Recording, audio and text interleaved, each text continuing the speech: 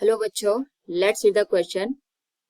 As shown in the figure, a conducting circular loop of radius A placed in a uniform perpendicular magnetic field B, a metal rod OA is pivoted at a center O of the loop. The other end A of the rod touches the loop. The rod OA and the loop are resistance-less, but a resistor having a resistance R is connected between O and a fixed point C on the loop. The rod OA made to rotate anticlockwise at a small uniform speed omega by the external force. The current in the resistance R is, here we have given a diagram with 4 options. Now to answer this question, first we will discuss here the key concept, and here the key concept will be given as force on a current carrying wire kept in a magnetic field. Suppose हमने यहाँ पे कोई magnetic field रखा है, इस magnetic field में अगर हम यहाँ पे कोई भी current carrying wire को रखते हैं तो क्योंकि हमें पता, and here the key concept will be as induced EMF, that is given as EMF equals change in flux with respect to the given time.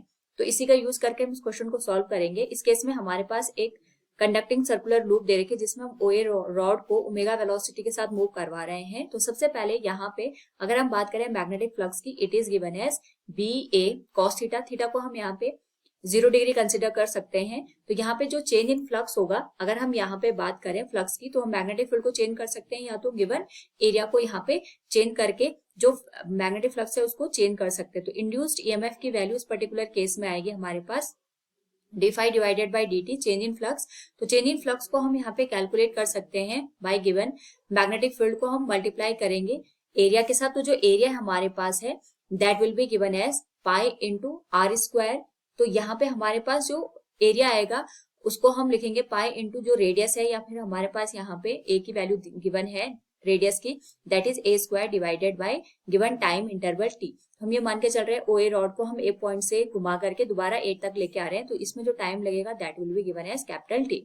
Now यहाँ पे अगर हम बात करें ईएमएफ की, that is given B into pi into A square divided by capital time T. T हमारे पास एक गिवन टाइम इंटरवल को इंडिकेट कर रहा है जिसको हम ओमेगा के टर्म में रिप्रेजेंट कर सकते हैं. That will be given as 2 pi divided by omega. तो यहाँ पे पाई से पाई कैंसिल हो जाएगा. इसकी जो value will be B into omega into A square divided by 2 के बराबर. This will be the induced EMF in the given condition.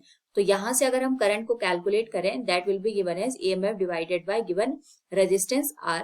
तो यहाँ से हमारे पास जो करंट की वैल्यू आएगी that will be B into omega into A square divided by twice of R. So from given option अगर हम देखें तो जो करंट की वैल्यू होगी that will be B omega A square divided by twice of R. Option A will be the right answer. Hope all you understood it. Thank you and best of luck.